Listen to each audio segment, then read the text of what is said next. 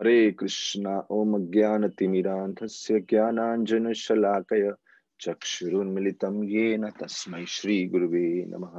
नमः ओम विष्णुपादाय कृष्णपृष्ठाय भूतले श्रीमते भक्तिवेदांत स्वामिनिति नामिने। नमस्ते सारस्वते देवे गौरवाणी प्रचारिणे निर्विशेष शून्यवादी पाश्चात्यादेशतारिणे। जय श्री कृष्णा चैतन्य प्रभु नित्यानंद श्री अद्वैत गदाधर श्रीवासादि गौर भक्त वृंद। हरे कृष्णा कृष्ण कृष्ण हरे हरे, हरे राम राम राम हरे हरे। हरे कृष्णा। श्री गौरांग महाप्रभु की जय। आइए आज चर्चा करते हैं एक बहुत ही विशेष भक्त के बारे में जिनका नाम है शुक्लांबर ब्रह्मचारी, जो नवद्वीप के ही निवासी थे जब भगवान नवद्वीप में प्रकट हुए। शुक्लांबर ब्रह्मचारी की विशेषता क्या थी? परम स्वधर्म रत। स्वधर्म रत यानी हमेशा अपने ऑक्यूपेशनल ड्यूटीज में पूर्णता से बड़े ध्यान पूर्वक करते, जो भी उनका स्वधर्म था इस भौतिक जगत में।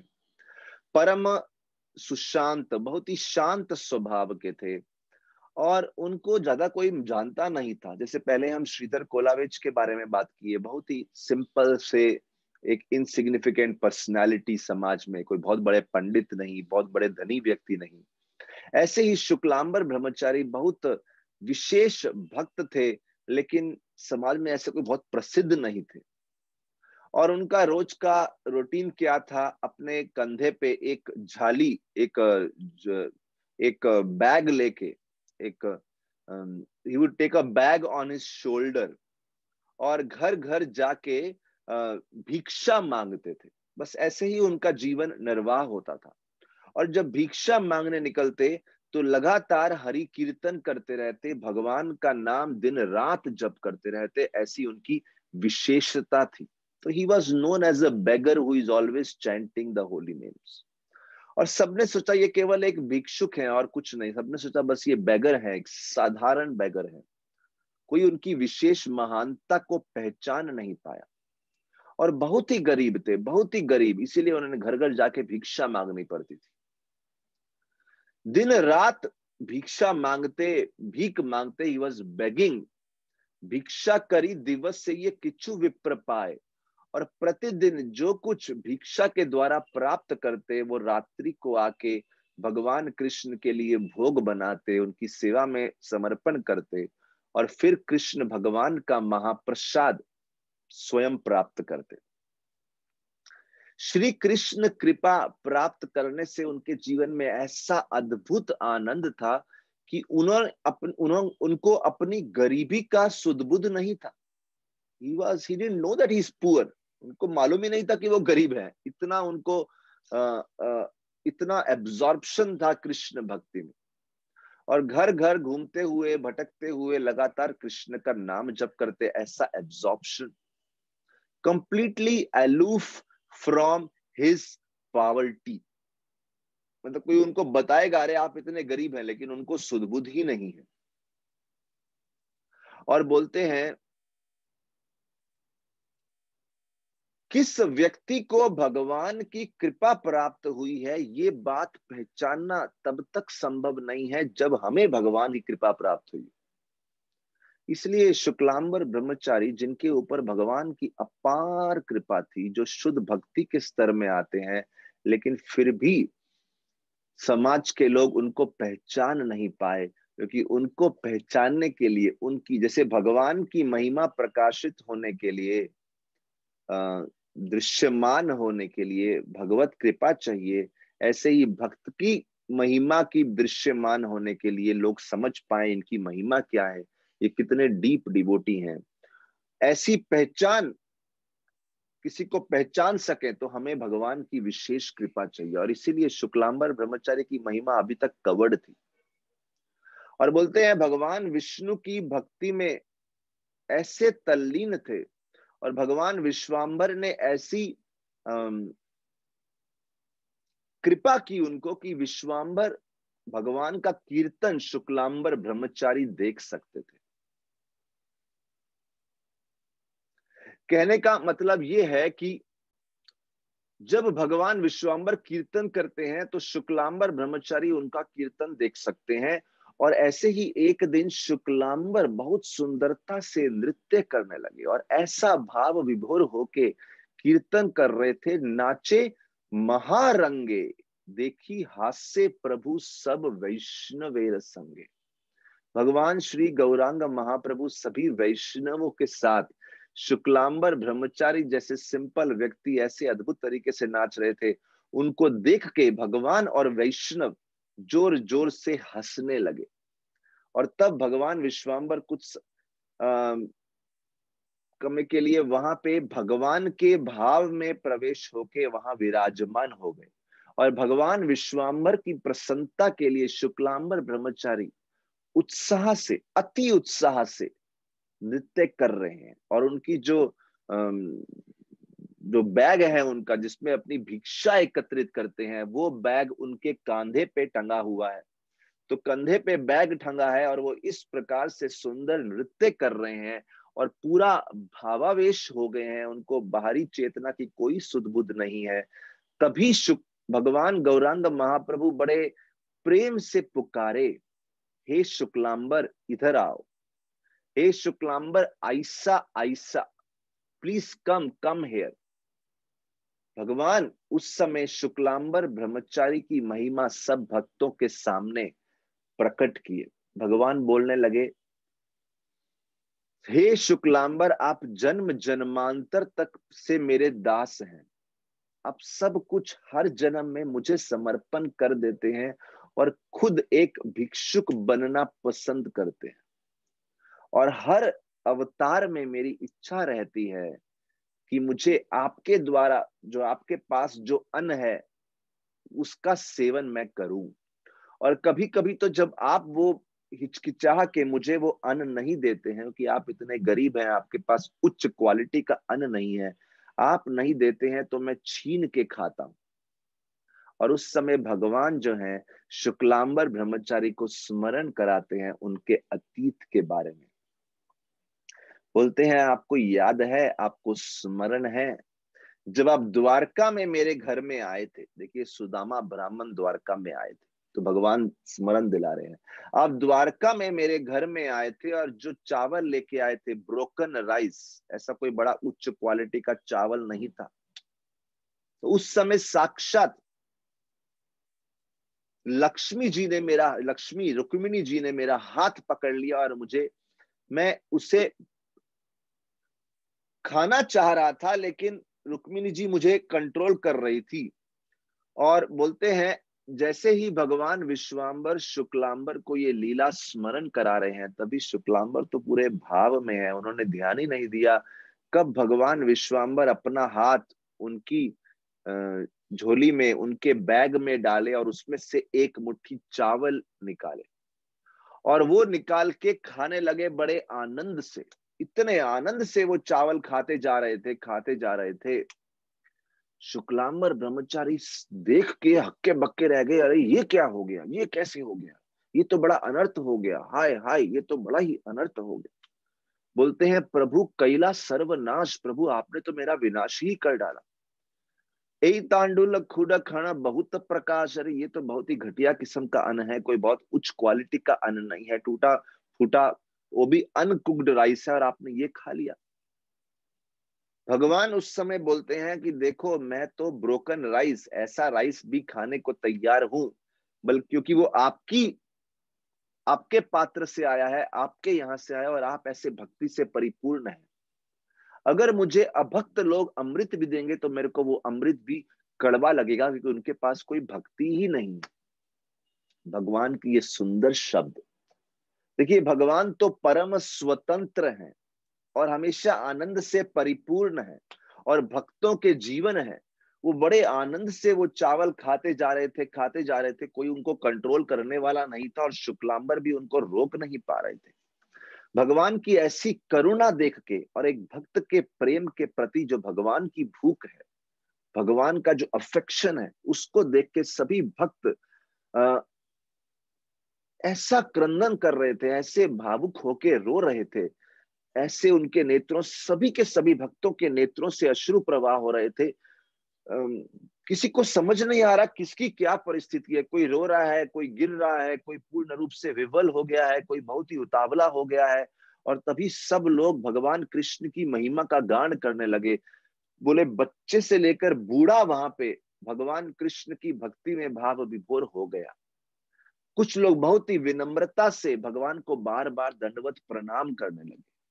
कोई भक्त बोलने लगा, हे भगवान मुझे कभी छोड़ना मत, मुझे कभी छोड़ना मत, हमेशा आपके आश्रय में रहने लगा। और ये सब आपके आश्रय में रखना हमेशा। और ये सब देख के शुक्लांबर भी ऐसे भाव में प्रवेश हो गए, वो पृथ्वी पे गिर गए और गड़ा गड़ी जाए बार बार। He was rolling on the ground. और लेकिन भगवान उतनी देर में और आनंद ले रहे थे, चावल को खाने का और आनंद ले रहे थे। और फिर भगवान विश्वाम्बर बोलते हैं, सुना शुक्लांबर ब्रह्मचारी तोमार हृदय आमी सर्वदा बिहारी। हे शुक्लांबर, मैं तो हमेशा आपके हृदय में निवास करता हूं। तोमार भोजन होए आमार भोजन। जब आप भोजन स्वीकार करते हैं, आपके शरीर के माध्यम से मैं भोजन स्वीकार करता हूं। जब आपकी भूख तृप्त होती है तो मेरी भूख तृप्त होती है। तुम्ही भिक्षाए चलीला आमार पर्यटन। और जब आप जगह जगह भ्रमण करते हैं तो एक्चुअली वो मेरा भ्रमण है। मतलब लोग सोचेंगे कि ये एक शुक्लांबर एक भिक्षुक भ्रमण कर रहे हैं, साधारण व्यक्ति। लेकिन लोगों को मालूम नहीं, जहां जहां शुक्लांबर जा रहे हैं वहां मेरे चरण पड़ रहे हैं। देखिए ना, भक्ति कितनी गोपनीय है। क्या हम किसी ऐसे साधारण भिक्षुक को देख के समझ सकते हैं इनकी महिमा क्या हो सकती है? फिर भगवान बोलते हैं, प्रेम भक्ति विलायिता मोर अवतारे। मेरा तो अवतार हुआ है प्रेम भक्ति का वितरण करने के लिए। जन्म जन्म तुम्ही प्रेम सेवक अमार। और जन्म जन्मांतर से आप मेरे प्रेम सेवक हैं। जिस प्रेम भक्ति का अवतरण करने के लिए मैं प्रकट हुआ हूं, वो प्रेम आप अपने हृदय में कई जन्मों से धारण किए। बोले मैं आपको वो शुद्ध प्रेम भक्ति भर भर के भरपूर मात्रा में देता हूं। आप ये समझ लीजिए, मेरे जीवन में मेरा प्राण धन, मुझे सबसे प्रिय अगर कोई है, भगवान बोलते हैं, तो वो है शुद्ध प्रेम भक्ति। और जो भक्त इस शुद्ध प्रेम भक्ति का पालन करते हैं, अपने हृदय में धारण करते हैं। ऐसा वरदान भगवान ने दिया कि शुक्लांबर हर प्रकार की माया से मुक्त शुद्ध भक्ति में मग्न रहेंगे।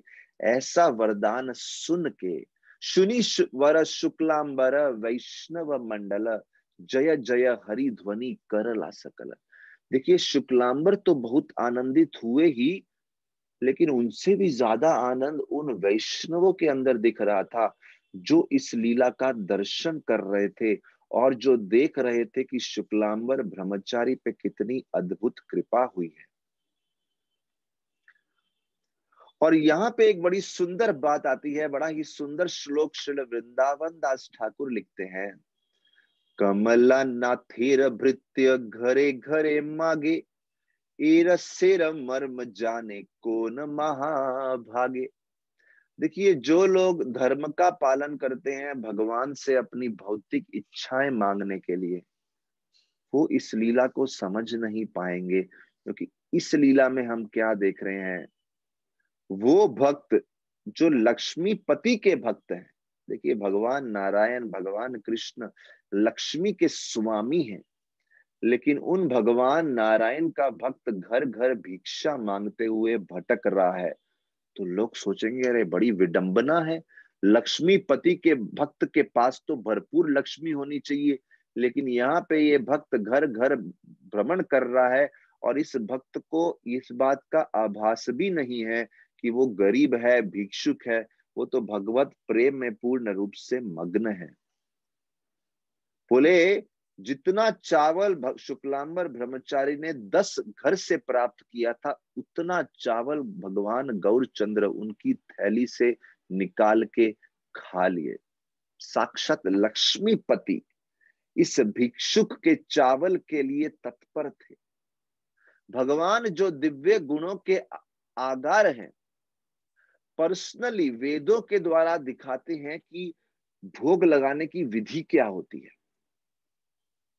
तो जहां वेदों में भोग लगाने की विधि बताई है, वीणा सही विधि किछु स्वीकार ना करे, और भगवान उस विधि के बिना कुछ स्वीकार नहीं करते।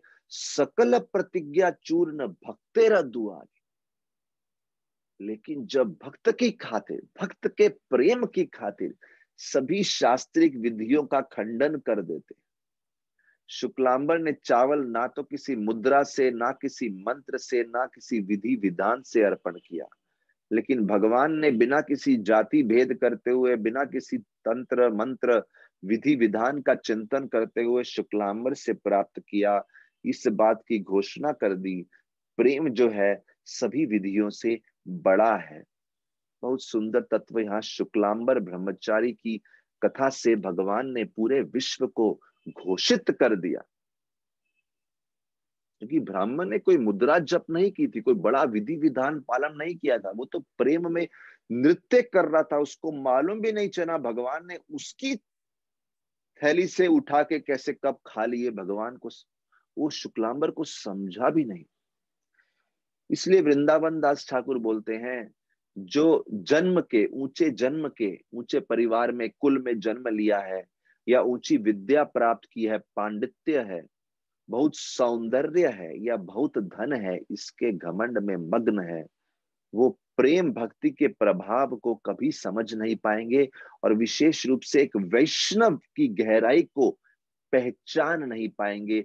क्योंकि वो दूसरों को मापते हैं। दूसरों को कैसे मापते हैं? उनके धन से, पांडित्य से, उनके कुल से, उनके सौंदर्य से, भौतिक ऐश्वर्य से।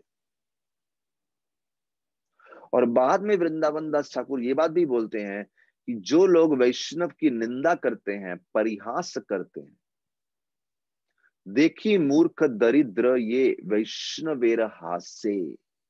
जो इस प्रकार से वैष्णव की निंदा करते हैं, भगवान उनके भोग, उनकी ऑफरिंग, उनके गिफ्ट्स कभी स्वीकार नहीं करते, और ऐसे व्यक्ति को एक मूर्ख व्यक्ति मानते हैं। और विशेष रूप से बोलते हैं वैष्णव की निंदा कभी नहीं करनी चाहिए, ये सोच के कि ये दरिद्र है, मूर्ख है, अज्ञानी है। अरे हम क्या जाने वैष्णव की गहराई, महिमा। हम अपनी बुद्धि से जज करते रहते हैं और सोचते हैं ये वैष्णव इतना इंटेलिजेंट नहीं है, ये वैष्णव इतना लॉजिकल नहीं है, ये वैष्णव इतना विचारशील नहीं है, ये वैष्णव बात को सही तरीके से समझ नहीं पा रहा।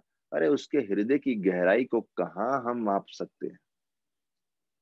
इस प्रकार से श्री हरि जो है भक्तों के द्वारा ही पूर्ण रूप से कंट्रोल रहते हैं, और अभक्त की सेवा कभी स्वीकार नहीं करते। इस बात का वर्णन भागवत में कहीं जगह किया गया है। सभी वेद बोलते हैं कृष्ण जो है किनकी प्रॉपर्टी है, कृष्ण किनके हृदय में निवास करना पसंद करते हैं? जो अकिंचन है, अकिंचन प्राण कृष्ण। अकिंचन का मतलब होता है वो व्यक्ति जिनका आश्रय भौतिक जगत ना हो। भौतिक जगत में सब कार्य करते हैं, धन भी कमाएंगे, परिवार का पोषण भी करेंगे, लेकिन उनका हृदय इन सब में लिप्त नहीं है। वो तो बस उनके लिए डू द नीडफुल, जब तक भौतिक समाज में है, एक अच्छे उदाहरण के लिए अपने कार्य कर रहे हैं, लेकिन उनके हृदय का आश्रय, उनके हृदय का डीप कनेक्शन भगवान के चरणों में है। इस जगत की वस्तुओं में, इस जगत के व्यक्तियों में, धनम में, अनुयायियों में, इत्यादि इत्यादि शारीरिक संबंधों में, इन सब में नहीं है। उनकी तो चेतना कृष्ण के चरणों में केंद्रित है। इसलिए बोलते हैं अकिंचन। और अकिंचन प्राण कृष्ण। कृष्ण जो है अकिंचनों के प्राण है। Very very important. जो अकिंचन भक्त हैं उनके प्राण किस शक्ति पे चलते हैं? कृष्ण का नाम जप करके, कृष्ण को प्रसन्न करके, कृष्ण का परमात्मा रूप में अनुभव करके, कृष्ण की शुद्ध सेवा करके। इसके बाद फलस्तुति दी है, जो ये कथा सुनता है, शुक्लांबर ब्रह्मचारी ने का अन्न कैसे भगवान ने स्वीकार किया। केवल ये कथा श्रवण करके हमें जरूर प्रेम भक्ति, शुद्ध प्रेम भक्ति, अहेतुकी अप्रतिहता प्रेम भक्ति प्राप्त होगी श्री चैतन्य महाप्रभु के चरण कमलों में। बोलो श्री गौरांग महाप्रभु की जय। हरे कृष्णा। तो शुक्लांबर ब्रह्मचारी की कथा के बाद एक सुंदर कथा आती है। बोलते हैं श्री चैतन्य महाप्रभु पूरा नवद्वीप भ्रमण करते थे, कहीं घरों में जाते थे, विशेष रूप से अपने भक्तों के साथ कहीं प्रकार का आदान प्रदान करने के लिए। देखिए, जब श्री चैतन्य महाप्रभु नवद्वीप में विचरण करते थे तो अलग अलग लोग अलग अलग दृष्टि से महाप्रभु को देखते थे। एक बात तो स्पष्ट थी कि सबको श्री चैतन्य महाप्रभु साक्षात कामदेव का मूर्तिमान स्वरूप दिखते थे, बल्कि कामदेव से भी अधिक सुंदर, अत्यधिक सौंदर्य की पराकाष्ठा, सौंदर्य की कोई सीमा ही नहीं थी। मानो महाप्रभु कैसा सौंदर्य था। अच्छा, साधारण लोग सोचते थे कि ये बहुत ही उद्दंडी पंडित है, कोई तो फुल ऑफ प्राइड, तो बोलते हैं जैसा चश्मा पहनते हैं वैसा दिखता है, लाल चश्मा पहना है तो दुनिया लाल दिखेगी। तो साधारण व्यक्ति को चैतन्य महाप्रभु नवद्वीप में विचरण करते हुए एक उद्दंडी पंडित दिखते थे, प्राइड एरोगेंट स्कॉलर। और जो नास्तिक लोग थे, जिनको भगवान पे श्रद्धा नहीं थी, वो भयभीत हो जाते थे महाप्रभु को देख के, क्योंकि बोलते हैं भगवान भक्त के लिए प्रेम का प्रतीक है और अभक्त के लिए यमराज का प्रतीक है। जो लोग नियम नहीं पालन करते, शास्त्रों का, धर्म के नियम नहीं पालन करते, उनके समक्ष भी भगवान प्रतीत होते हैं यमराज के रूप में। तो नास्तिकों के लिए चैतन्य महाप्रभु भय का प्रतीक थे, भयभीत हो जाते थे सभी नास्तिक। और जो बड़े बड़े भट्टाचार्य या बड़े बड़े पंडित थे उन दिनों में नवद्वीप में, जो जब महाप्रभु को देखते उनको मालूम था कि महाप्रभु का इतना ज्ञान है, वो लोग छुप जाया करते थे, क्योंकि महाप्रभु उनको एक घास के तिनके के समान देखते थे। महाप्रभु का ऐसा पांडित्य था।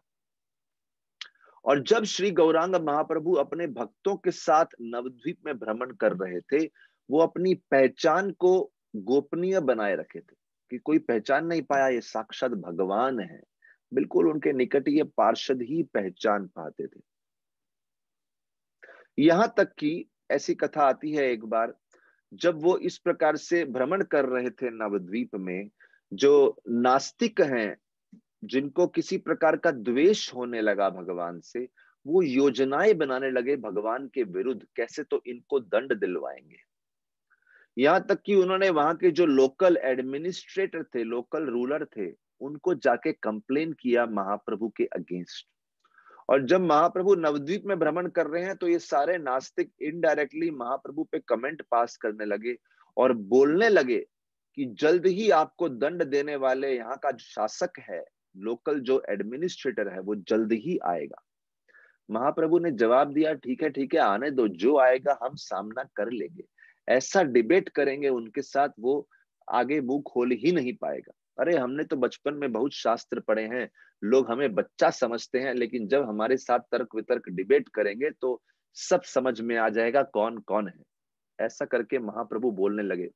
लेकिन जब महाप्रभु ऐसा बोले, ये लोग बोले, अरे आपके साथ वो डिबेट नहीं करने वाला, वो सबसे पहले तो आपका कीर्तन बंद करवाएगा। तो इस प्रकार से काफी बड़ा एक डिबेट सा हो गया और काफी सारे नास्तिकों ने बहुत निंदा कर दी और अनेक प्रकार की बातचीत हो गई। तो जब ये सब चर्चा हो गई तो महाप्रभु उसके बाद जब घर पे आए, अपने श्रीवास ठाकुर के घर पे आ गए और कीर्तन का समय था। जब कीर्तन प्रारंभ हुआ तो बोलते हैं श्री चैतन्य महाप्रभु बोल रहे हैं उनको कीर्तन में कुछ आनंद नहीं आ रहा। वो सोचने लगे मुझे आनंद क्यों नहीं आ रहा, लगता है मेरा आनंद ना आने का कारण ये है कि आज मैं बहुत ही दुष्ट व्यक्तियों का संग करके आया, बहुत दुष्ट व्यक्तियों से मेरा पाला पड़ गया, इसलिए शायद मेरा चित्त जो है, मेरा कॉन्शियसनेस कंटेमिनेट हो गया है। I am not able to focus on Hari bhajan. बहुत महत्वपूर्ण शिक्षा महाप्रभु दे रहे हैं। जब भी हम ऐसे लोगों की संगति में जाएंगे, ऐसे ऐसे अभक्त संगति में जाएंगे या अभक्त के शब्दों को सुनेंगे, उनके वार्तालाप को सुनेंगे, तो कृष्ण भक्ति में रुचि कम होती है। फिर भगवान सोचने लगे, या फिर मैंने आप सबके प्रति कोई तो अपराध किया है या कोई तो पाप हो गया है, जिसकी वजह से मुझे कोई आनंद का अनुभव नहीं हो रहा आज कीर्तन में। देखिए, अद्वैताचार्य उस समय ऐसे भक्ति के भाव आनंद में थे, उन्होंने तो सोचा ही नहीं कुछ महाप्रभु के मन में क्या चल रहा है, वो तो अलग भाव में बात करने लगे। और अद्वैताचार्य पूरा कृष्ण चैतन्य महाप्रभु के पूर्ण रूप से प्रेम में मग्न थे और भगवान को बोलने लगे। अद्वैताचार्य देखिए एक भाव में, इधर भगवान इतने दुखी हो रहे हैं कि उनके कृष्ण प्रेम उनको अनुभव नहीं हो रहा है, ऐसा विरह का अनुभव कर रहे हैं, क्यों मुझे प्रेम की स्फूर्ति नहीं हो रही, आनंद नहीं आ रहा कीर्तन में। और दूसरी तरफ से अद्वैताचार्य अलग भाव में है और वो बोलते हैं कि आप कृष्ण प्रेम का प्रचार करने के लिए प्रकट हुए हैं इस पृथ्वी पे, और आप वो प्रचार नित्यानंद प्रभु के द्वारा कर रहे हैं, और आप गौरांग महाप्रभु और नित्यानंद प्रभु ये मिल के प्रचार कर रहे हैं। साधारण से साधारण व्यक्ति भी आपकी कृपा प्राप्त कर रहा है। एक बगीचे का माली हो या एक तेल बेचने वाला व्यक्ति हो, सब लोग आपकी कृपा प्राप्त कर रहे हैं, कोई वंचित नहीं रह रहा। लेकिन अद्वैत बोलते हैं, मैं और श्रीवास ठाकुर, हम उम्र में बड़े हैं और आप हमेशा हमें सम्मान देते रहते हैं, इस कारण से हमें आपकी कृपा और आपका दासत्व, आपके दास बनने का मौका प्राप्त नहीं होता। इसलिए जो चीज आसानी से नहीं मिलती उसे व्यक्ति चुरा लेता है। अद्वैत बोले, मैंने उस प्रेम को आपसे चुरा लिया है। देखिए, अद्वैत तो प्रेम के आवेश में ये सब बोल रहे थे और ये बोल के अद्वैत नाचने लगे, मैंने चुरा लिया, मैंने जबरदस्ती ले लिया, मैंने वो प्रेम ले लिया है आपसे। जब अद्वैत आचार्य के इन शब्दों को सुना तो महाप्रभु उस समय ये नहीं सोच रहे थे वो इनसे कुछ आदान प्रदान कर रहे हैं, महाप्रभु तो अपने ही भाव में थे। तो कभी तो महाप्रभु क्या भाव क्या था कि अगर कृष्ण प्रेम है तो जीने का लाभ है, कृष्ण प्रेम नहीं है तो जीने का लाभ नहीं है। जैसे ही उनके कानों में ये शब्द प्रवेश किए कि किसी ने कृष्ण प्रेम उनके हृदय से चुरा लिया है, महाप्रभु ने सोचा अभी तो जीवन निर्वाह करने का कुछ लाभ ही नहीं है। श्री गौरांग महाप्रभु चुपचाप कुछ बोले नहीं, दरवाजा खोला घर का और भागते हुए गए। ऐसी तेज गति से भागे, कोई उनको पकड़ नहीं पाया। उनके पीछे पीछे नित्यानंद प्रभु और हरिदास ठाकुर भी भागने का प्रयास किए, लेकिन इससे पहले वो कुछ कर पाए, महाप्रभु इतना दूर चले गए और सीधा गंगा में कूद गए। गंगा जी की गहराई में कूद गए। नित्यानंद प्रभु भी उनके पीछे कूद गए, हरिदास ठाकुर भी कूद गए। नित्यानंद प्रभु ने महाप्रभु के केशों से उनको पकड़ा, हरिदास ठाकुर ने चरणों से पकड़ा, एक ने शीश को, एक ने चरण को बाहर निकाल के लाए। महाप्रभु बहुत क्रोधित होने लगे, बोले मुझे क्यों आपने बचाया, मेरा जीवन अंत हो जाना चाहिए। नित्यानंद प्रभु बोलते हैं, क्या आप बात कर रहे हैं, आपका एक दास, एक सेवक अगर कोई गलती कर दे। देखिए, पहले तो महाप्रभु नित्यानंद प्रभु को बहुत डांटने लगे कि आप कितने चंचल हैं, मुझे रहने दीजिए, जैसा मैं जीवन अंत कर रहा हूं, आप क्यों मेरे साथ इतना समस्या क्रिएट करते रहते हैं हमारे लिए। नित्यानंद प्रभु माफी मांगे, फिर महाप्रभु को बोलते हैं कि आपके, देखिए अद्वैत आचार्य से कुछ गलती हो गई, उसकी वजह से महाप्रभु को इतना क्रोध आ गया, दुख हुआ। नित्यानंद प्रभु बोलते हैं, अगर आपका एक दास अहंकार वश कुछ कर देता है, हम में से कोई कुछ गलती करता है, आप अपना जीवन क्यों अंत कर रहे हैं। अरे आपका जीवन तो हमारा प्राण धन है।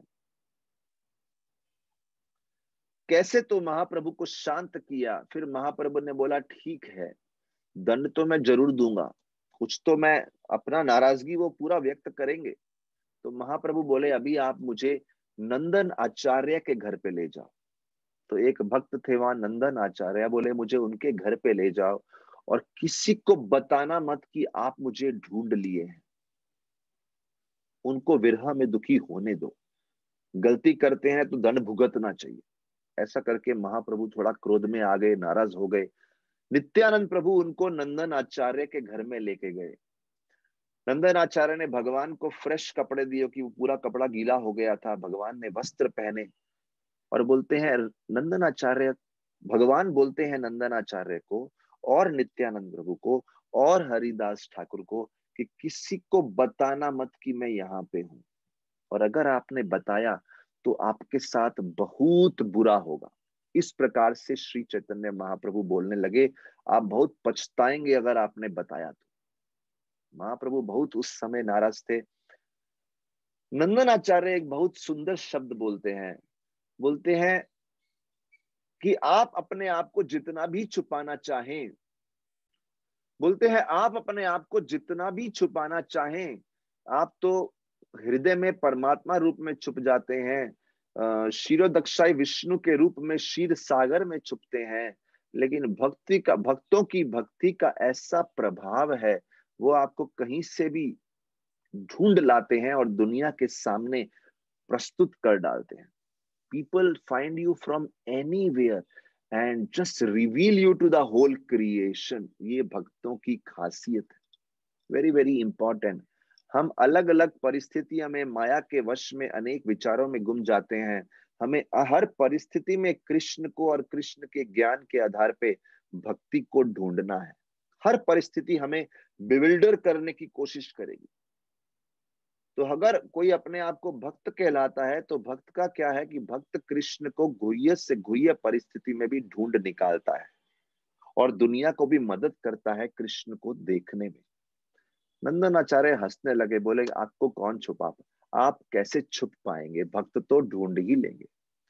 महाप्रभु ये शब्द सुन के मुस्कुराने लगे, बड़े अच्छा लगा उनको नंदनाचार्य के ऐसे सुंदर रसपूर्ण तत्व ज्ञान सुनकर। फिर पूर्ण रात्रि महाप्रभु और नंदन आचार्य ने कृष्ण भक्ति के कई तत्वों पे चर्चा की। बहुत सुंदर उनकी आपस में वार्तालाप चर्चा हो रही थी। जब सुबह हो गई प्रातः कालीन,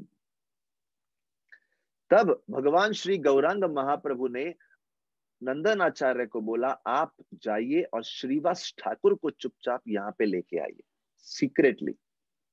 श्रीवास ठाकुर आए, चैतन्य महाप्रभु ने पूछा, पहले तो देखिए जब चैतन्य महाप्रभु इतना समय मिसिंग थे, घर पे नहीं थे, किसी को मालूम नहीं कहाँ है, सब लोग पूरे नवद्वीप का चप्पा चप्पा छान मारे, किसी को समझा ही नहीं कहाँ है। तो दोनों चीजें हैं, एक तरफ भक्त बहुत सक्षम है भगवान को ढूंढने में, और एक तरफ भगवान जब अपने आप को छुपा ले तो किसी के लिए ढूंढना मुश्किल हो जाता है। दोनों ही बड़ी सुंदर अद्भुत बातें हैं। तो सबने ढूंढने का कोशिश किया, नहीं ढूंढ पाए। और ऐसा भक्त लोग इतने उदास, इतने दुखी, इतने पीड़ित हो गए, उनका हृदय ऐसा द्रवित हो गया, ऐसा विदीर्ण हृदय हो गया। अद्वैत आचार्य ने तो कुछ कुछ खाना पीना सब छोड़ दिया, पूर्ण रूप से उपवास कर रहे थे। बहुत बुरी स्थिति थी उस समय सभी भक्तों के समूह में। जब श्रीवास ठाकुर सुबह आए और उन्होंने साक्षात भगवान श्री गौरांग महाप्रभु को देखा, मानो उनके शरीर में प्राण लौट आए, मानो मृत अवस्था से पुनर्जागृत हुए हो श्रीवास ठाकुर। नहीं तो पूर्ण पिछले दिन और रात्र में लगातार लगातार भक्त लोग क्रंदन कर रहे थे और रोते जा रहे थे, रोते जा रहे थे, रोते जा रहे थे, मानो कभी भी प्राण त्याग दें। जब भगवान ने श्रीवास ठाकुर से पूछा, अद्वैत कैसे हैं, श्रीवास ठाकुर ने बोला, ये भी कोई पूछने वाली बात है। मैं आपको किस शब्दों से आपके सामने वर्णन करूं अद्वैत आचार्य की परिस्थिति का। मैं तो बस इतना कहूंगा कि अद्वैत आचार्य अभी तक जीवित हैं, यही एक बहुत अद्भुत मैजिकल बात है। शायद दैव की ही कुछ इच्छा है, नहीं तो अभी तक तो अद्वैत आचार्य प्राण त्याग दिए होते। ऐसे शब्दों के द्वारा श्रीवास ठाकुर भगवान को ज्ञात कराते हैं कि अद्वैत की स्थिति क्या है। उस समय भगवान सिंह की तरह तेज गति से सीधा आ जाते हैं और साक्षात श्रीवास के घर पे अद्वैत आचार्य के समक्ष प्रस्तुत हो जाते हैं। और देखते हैं अद्वैत आचार्य मूर्छित अवस्था में पड़े हैं, लेकिन भगवान तो उनको बहुत बड़ा अपराधी मान रहे थे और बार बार बोलने लगते हैं, अद्वैत अद्वैत अद्वैत। और उस समय जब अद्वैत आचार्य जागृत होते हैं, देखिए भगवान उस समय बड़े सारे उदाहरण देते हैं। भगवान बोलते हैं जबकि सृष्टि मैं ही करता हूं, सृष्टि करने की शक्ति ब्रह्मा जी को मैंने दी है, संहार करने की शक्ति शिव जी को दी है, कहीं शक्तियां लक्ष्मी जी को दी हैं, और ये सब बड़े बड़े देवता पूरी पृथ्वी पे राज करते हैं। लेकिन जब यही पूरी सृष्टि पे राज करते हैं, लेकिन जब ये कुछ अपराध करते हैं तो मैं इनको उपयुक्त दंड भी देता हूं, लेकिन दंड देने के बाद माफ भी कर देता हूं। तो अद्वैत आचार्य समझ गए कि भगवान ने उनको दंड दिया, और फिर उनके बीच में बहुत सुंदर वार्तालाप होता है। और वार्तालाप में ये बात उठती है, भगवान बोलते हैं अगर किसी को अपदंड दिया गया तो मतलब भगवान उसको अपना मानते हैं, बहुत निकटीय मानते हैं। पर्सनली भगवान अगर किसी को इस प्रकार से पनिश करते हैं तो डेफिनेटली भगवान का उनसे बहुत अद्भुत प्रेम भी है। अद्वैत बार बार माफी मांग के गिड़गिड़ाने लगे कि मैं पापी हूं, मैं अहंकारी हूं, मैं क्रोधी हूं, कृपया मुझे हमेशा आपके चरणों में एक दास बना के रखिए। और इस प्रकार से जब भगवान ने उनको दास रूप में स्वीकार किया, अद्वैत आचार्य बहुत आनंदित हो गए, सभी भक्त आनंदित हो गए। भगवान के सांत्वना पहुंचाने वाले शब्दों को सुनकर, प्रेममय शब्दों को सुनकर, और भगवान ने जब सब भक्तों को आश्रय दिया, सब भक्तों के आनंद की कोई सीमा नहीं थी। तो ये भी एक सुंदर कथा है, किस प्रकार से भगवान गंगा में कूद गए थे अपना जीवन अंत करने के लिए, क्योंकि वो भगवान के प्रेम से विरह का अनुभव कर रहे थे।